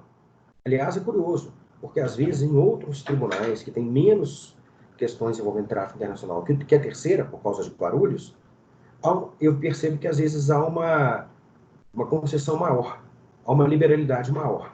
Então, ainda existem algumas chances, algumas discussões nesse sentido de uma redução maior. A regra é um sexto, mas eu não acho que esteja consolidado, não. Então, isso também é um tema que chega aqui com bastante frequência. Essas questões, infelizmente, muitas vezes, esses aspectos naturais, normais do tráfico, são utilizados para majoração. Faz mal para a saúde, e a gente tem tentado combater isso o máximo possível. É claro, se não fosse maléfico de alguma forma, sequer seria vedado. Um outro aspecto que, infelizmente, chegou a ser alegado, depois de uma votação extensa, esse processo é um que está na minha lista para divulgação também, daqueles que eu vou fazendo as divulgações aos poucos, para não ficar também entulhando a caixa de entrada de todo mundo, mas é um caso bem interessante, que é a divisão. Cindiram quantidade e qualidade, e puseram uma em cada fase. Uma na pena base, uma na causa de diminuição de pena. Infelizmente, por 3-2, a segunda turma permitiu isso. vencidos os ministros Gilmar e Celso de Mello. Porque o que fizeram? Falaram que a quantidade podia ser aplicada em um e a qualidade podia ser aplicada em outro. Ora, isso aí gera uma situação de que quase todos isso pode acontecer. Eu até faço uma brincadeira que eu nem fico falando muito disso para não dar ideia, porque me parece absurdo. Pegam às vezes e esses critérios, o Jaime comentou um pouco disso, eles são muito soltos, eles não têm muita lógica. O que é grande quantidade, o que não é, mas 100 gramas é muita quantidade, não é. No caso do tráfico internacional, que na área federal a gente lida, quem é que vai pagar uma passagem para uma pessoa eventualmente sair do Brasil e ir para a Holanda sem um certo lucro? Não tem como não ser uma quantidade que justifique essa empreitada, que é uma empreitada dispendiosa. E aí você vai em cima do mais frágil, do mais fraco, que é a mula, porque talvez por incapacidade de pegar quem realmente ofere o grande lucro. E é um dos temas mais aleatórios de todos, mas vale a pena alegar.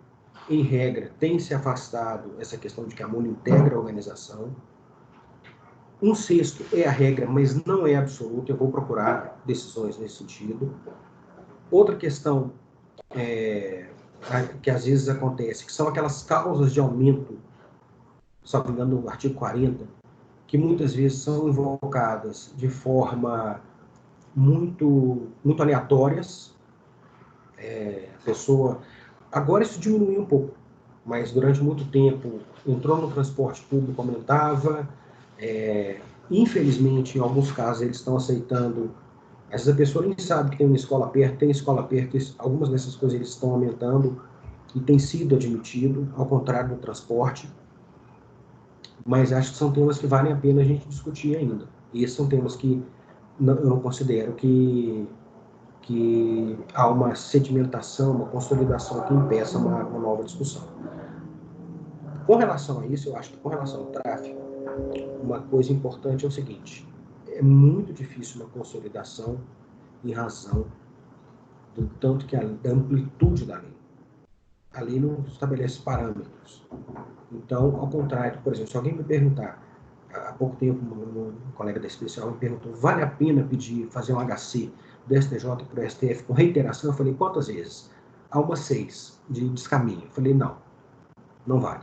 Acho que, infelizmente, 6 vezes no tempo recente, não tem chance, nem na segunda turma, no início do mar, não tem.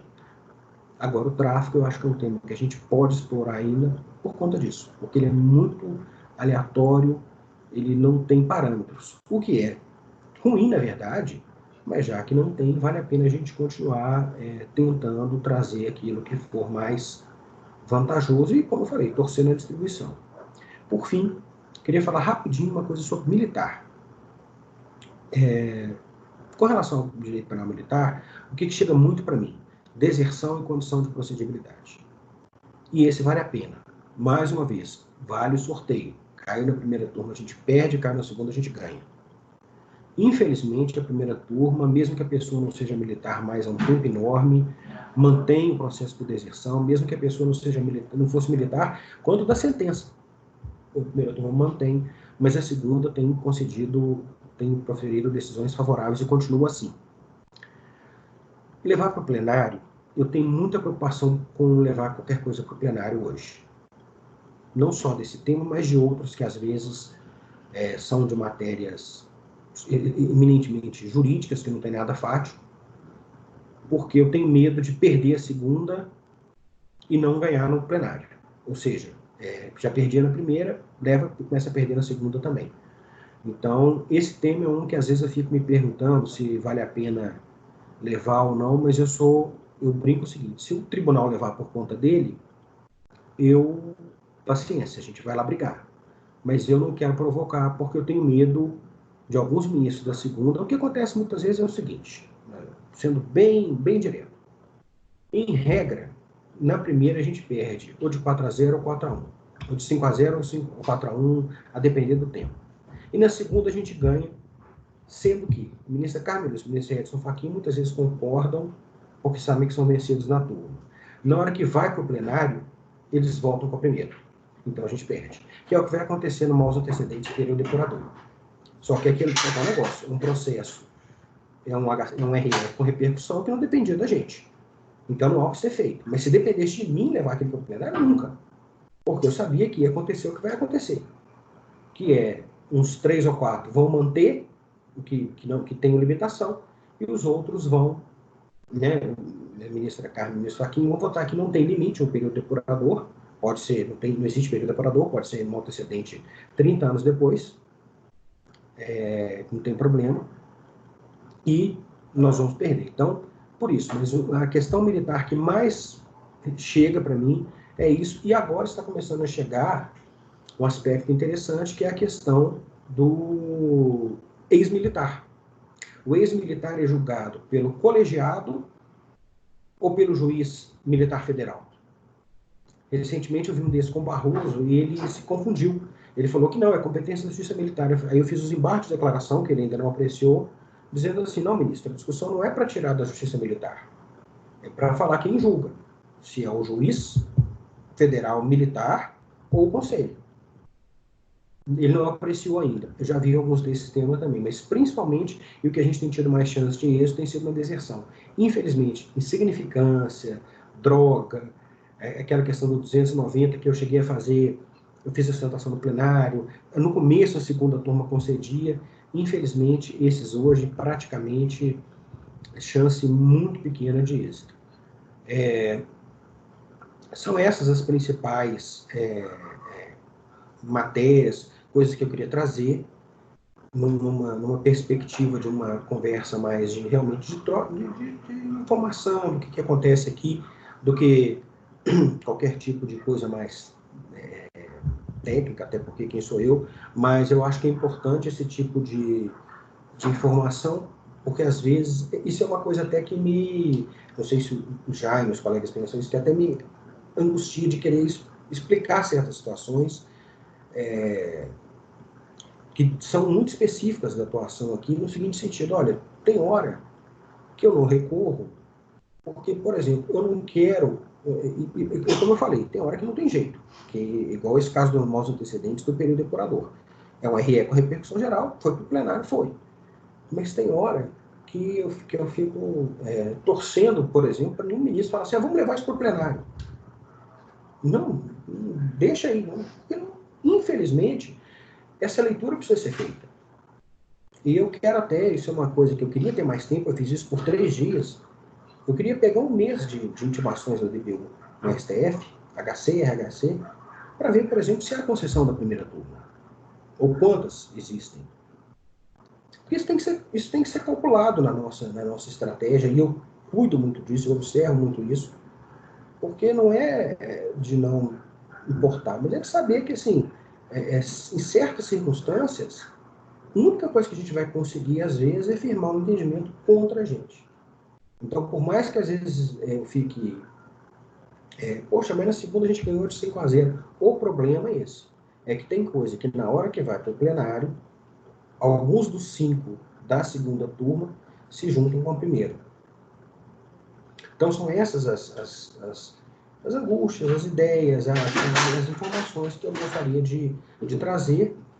E com alguns desses processos que eu citei, tudo, eu me comprometo a trazer os números, principalmente, até com relação à pergunta da questão do sexto. Eu penso que não está consolidado, principalmente quando vem de outros TRFs que não a terceira. A terceira talvez esteja mais carimbado de todos, mas as outras, como talvez pela quantidade menor, ainda tem uma chance, uma margem de conversa, por assim dizer. Mas é isso.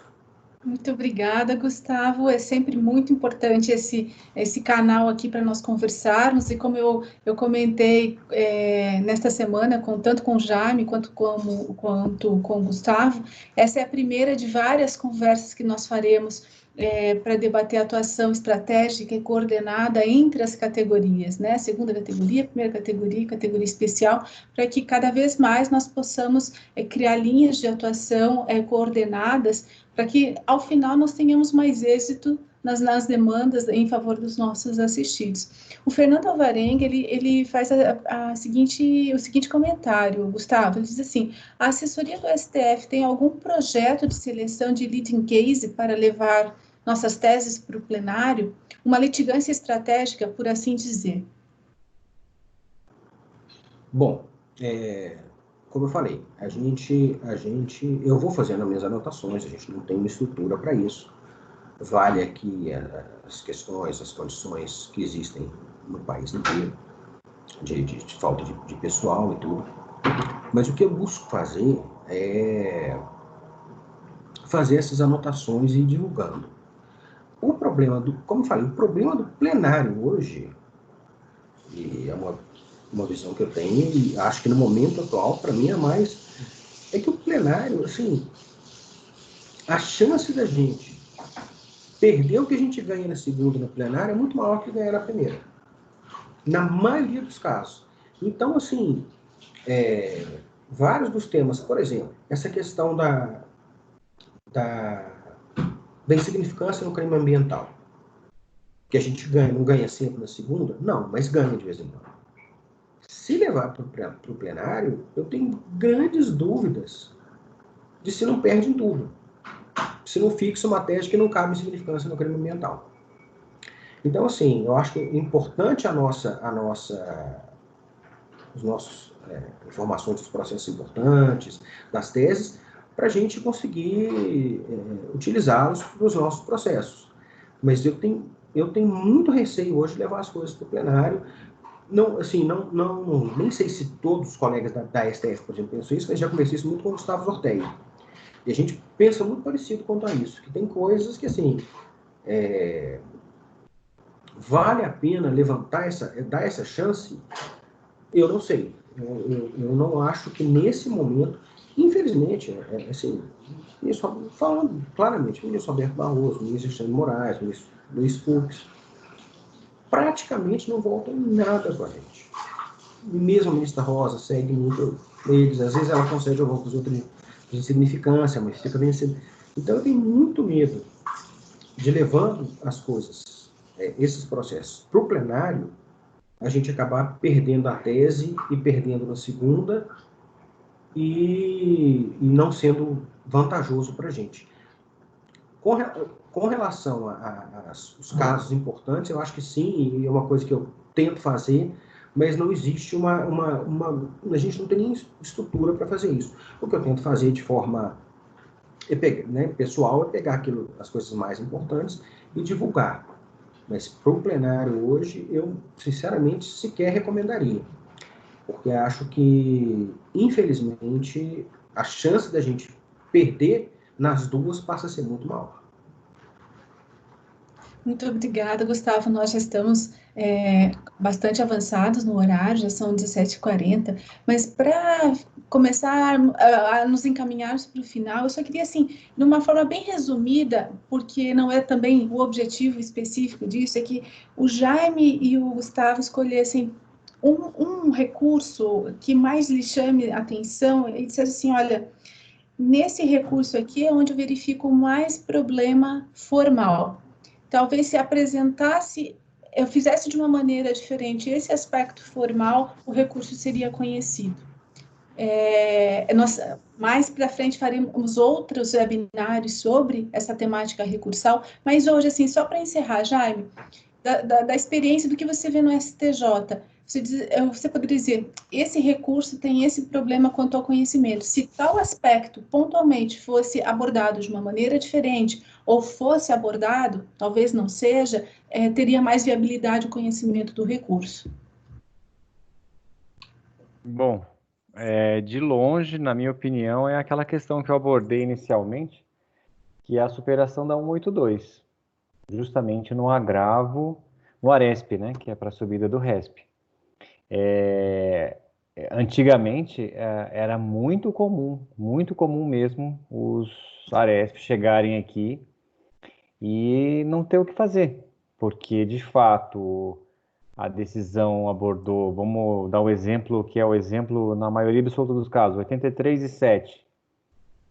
E o colega faz uma argumentação que nem fala do 83,7. Não é nem quando ele fala só do 83 ou fala alguma coisa mais ou menos do 7, da súmula 7. Não, ele não falou sobre nada.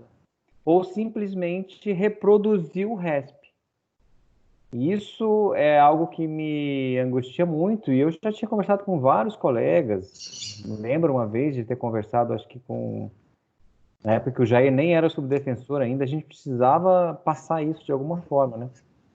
Então, eu coloco essa questão, porque o RESP, quando ele passa a barreira, né, digamos que ele passou a barreira, a admissibilidade na origem, ele chega aqui, muitas vezes as questões formais, né, do não conhecimento, elas são superadas, a depender do mérito. Então, embora seja importante também o RESP se adequar, né, ele tem uma série de pré-requisitos que devem ser, né, já na sua confecção obedecidos, quando ele chega sem o ARESP, às vezes é mais fácil, mesmo que venha com algum vício, não sendo conhecido pela linha C, né, geralmente é o mais comum, ou quando o paradigma é de HC e não é de RESP, que esse é outro problema, né? A gente fica naquela situação, o paradigma tem que ser de RESP. Então, é um problema também. Porém, como você falou, elege um fato, eu coloco o ARESP. O HC continua sendo extremamente útil, mas aí eu quero ressaltar aos colegas que o RESP no STJ ele tem uma efetividade muito grande quando é bem feito. Principalmente na dosimetria, questões de tráfego, a questão de significância que eu não abordei, mas que o Gustavo abordou muito bem ali, que realmente a gente joga muito para o STF temas como esse. Então, eu acredito que os colegas lá, desde a origem, como eu falei, desde a sentença, façam seus embargos de declaração. O Gustavo também ressaltou um ponto muito importante, deu prejuízo, alega, faz constar em ata, entendeu? Na primeira oportunidade, mencione que a defesa está insatisfeita, ressalta o prejuízo, que aquilo ali, quando chegar aqui, vai ter um efeito, assim, fantástico. Porque a maioria esmagadora das teses que são nesse sentido, do prejuízo ou da nulidade, passaram, né? Mas eu estou falando demais aqui. Então, meu ponto é esse, tá? É o ARESP. Cuidem do ARESP. Façam o ARESP com o maior cuidado do mundo. Eu até falo para meus estagiários, se eu fosse examinador, eu ia cobrar isso aqui na prova, que ia rodar 99% das pessoas. Não, brincadeira. Muito obrigada, Jaime. Nada. Gustavo, e você, do seu ponto de vista? Bom, eu vou falar do que chega mais para mim, que embora não seja um recurso, seja uma ação, mas no caso dos HCs que chegam para mim, que às vezes dificultam a concessão, são duas coisas, como eu falei, a instrução relacionada àquilo que se quer discutir, ou seja, você está discutindo antecedente e não coloca a folha de antecedentes, não coloca a documentação ligada àquilo que você está discutindo, às vezes acontece. E uma coisa que também às vezes acontece é uma inovação muito grande e o abandono do que foi discutido antes. É claro que às vezes a gente força um pouquinho, acontece isso aqui também. Às vezes até dá uma grave, eu falo, olha, não é bem esse o tema, mas às vezes é uma fuga muito grande do que foi discutido. Então, por exemplo, ninguém alegou tal coisa e não é uma discussão que vai ser conhecida de ofício. Claro, quando é um erro grosseiro, gritante, em qualquer momento. Mas eu diria que é essa fuga do tema, daquilo que foi enfrentado o tempo inteiro, de repente aquilo desvia-se muito daquele caminho, cria-se outro, e o pior, porque não é nem só criar e falar assim, olha, vem todo o tempo discutindo assim, o tema A. E aí às vezes chega, muda para o B e abandona o A. Porque se ainda falar do B, mas continuar com o A, eu ainda tem que falar, olha, mas eu aprecio o A. Tá bom, tudo bem. Mas, às vezes é uma fuga do tema muito grande. Então são essas duas coisas. Às vezes a instrução, porque como eu falei, tem ministros que acontece isso com alguma frequência. Olha, vocês estão alegando aqui maus antecedentes e período depurador, mas não tem as folhas de antecedentes.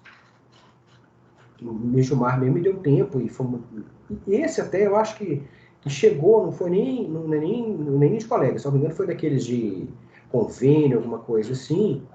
Então o colega deve ter tido dificuldade de achar, foi para o STJ, foi para a DPU, deve ter tido dificuldade de achar do STJ para o STF. A sorte que caiu com o ministro Gilmar, ele me deu prazo e eu consegui. Mas então é isso, é essa a instrução, e não abandonar o tema original, mesmo que você queira dar uma forçada, colocar alguma coisa ali a mais, que às vezes acontece, às vezes você percebe que passou em branco um erro grosseiro, assim, um erro que eu digo da decisão, uma ilegalidade flagrante, mas não abandonar totalmente o que vinha sendo discutido, porque isso dificulta até para que você possa falar assim, tá bom, mas não quer apreciar o tema B que foi criado agora, mas e o A? Então é isso. Muito obrigada, São essas duas Gustavo. coisas. Muito obrigada. Então, diante de toda essa aula que nós tivemos, essa conversa muito importante aqui pelos comentários no chat, a gente vê que os colegas realmente ficam satisfeitos com esse tipo de diálogo, de conversa, porque isso colabora imensamente para o aperfeiçoamento da nossa atividade fim. E então, fazendo os encaminhamentos para o final do evento, eu passaria a palavra para o nosso querido colega Jaime, para fazer suas considerações finais, né? Por favor. Olinda, eu só quero te agradecer pelo convite, parabenizar você, a escola. Eu acho a iniciativa muito importante. E, finalmente, né, tudo aquilo que o Gustavo mencionou, e eu, de certa forma, também já havia falado com os colegas, né, a oportunidade de debater esse tema. E agora, com a pandemia, né, todo mundo dentro de casa, novas alternativas e soluções para os problemas, e agora isso aí acaba sendo uma alternativa, né, a gente conversar, mesmo que online, assim, virtualmente, né, mas é uma forma de expor. Então, mais uma vez, parabéns à escola, parabéns a você, Olinda, obrigado pelo convite. Um agradecimento ao Gustavo, meu colega e amigo aqui da categoria especial. E é isso. E agradecer também, claro, os colegas que tiveram a paciência de ficar aí. E quem quiser eu fiz um breve roteiro, né? Quem quiser, eu posso mandar para a Olinda disponibiliza. Isso aí é só um rascunho mesmo. Obrigada, Jaime. Por favor, se você puder enviar para a escola, mandar para mim, que depois nós encaminhamos para o e-mail funcional essas anotações. Se o Gustavo também tiver interesse em encaminhar as anotações, elas serão sempre bem-vindas e repassadas aos colegas pelo e-mail funcional. Gustavo, agora eu deixo a palavra para você, para as suas considerações finais. Obrigado, Linda, Jaime, aos colegas que assistiram, colocaram ideias. Agradeço muito a oportunidade, não só da discussão, mas até mesmo, às vezes, de trazer, de colocar alguns aspectos que tenho certeza que isso vale para o Jaime, vale para todo mundo que atua aqui, STJ, STF, que é uma espécie de desabafo em que eu faço até da questão da situação dos processos aqui, dos assistidos, de um rigor, para mim, crescente, de um entendimento cada vez mais rigoroso com relação às prisões, com relação às penas, principalmente direcionados aos nossos assistidos. Então, às vezes, por WhatsApp, por e-mail, além da informação, não é possível fazer esse tipo de, vamos dizer assim, de conversa, de troca de ideias, mas é importante, por exemplo, essa pergunta mesmo da questão de levar para o plenário, uma das coisas que eu mais me pergunto atualmente é como que nós podemos melhorar o desempenho da primeira turma, sem atrapalhar a segunda, e levar para o plenário, como eu falei. Então, essa possibilidade de mostrar para os colegas que é uma tentativa de discussão, de reflexão, e pedir ideias, aceitando sugestões, de se mudar essa situação, existe uma tentativa de se melhorar o desempenho, e também de levar as nossas angústias, por assim dizer, de mostrar que há um objetivo e uma tentativa de se melhorar essa situação. E realmente é muito, muito importante essa possibilidade. E eu vou fazer depois digitar, as minhas anotações estão à mão, eu digito. E mais importante até do que eu acho que as minhas anotações seriam alguns julgados que eu acho que são relevantes. Eu tenho feito isso esporadicamente, tanto no grupo de WhatsApp quanto no próprio grupo de e-mails, mas eu vou ver se eu pego esses temas que são os mais reiterados, são os mais recorrentes na nossa atuação, e aí posso te mandar para depois a gente divulgar para os colegas. E agradeço a todos, a você, ao Jaime e aos colegas aqui que participaram. Então, muito obrigada, doutor Jaime, muito obrigada, doutor Gustavo. É sempre uma alegria poder ter esses momentos de conversa e de esclarecimento de informações, é sempre muito valioso, muito rico. Que esse seja o primeiro de muitas conversas, de muitos momentos como esse. E eu agradeço também a todos os colegas que nos prestigiaram, que estiveram conosco. Eu não canso de repetir que a escola só existe, ela não existe em si própria, ela só existe para os colegas, para os servidores, para que nós possamos sempre nos aperfeiçoar e disseminar conhecimento. Então, a quantos colegas se fazem presentes aqui nas palestras, no webinário, faz toda a diferença. É assim que nós consolidamos a nossa escola. Então, muito obrigada a todos, um ótimo final de dia e até breve. Muito obrigada a todos.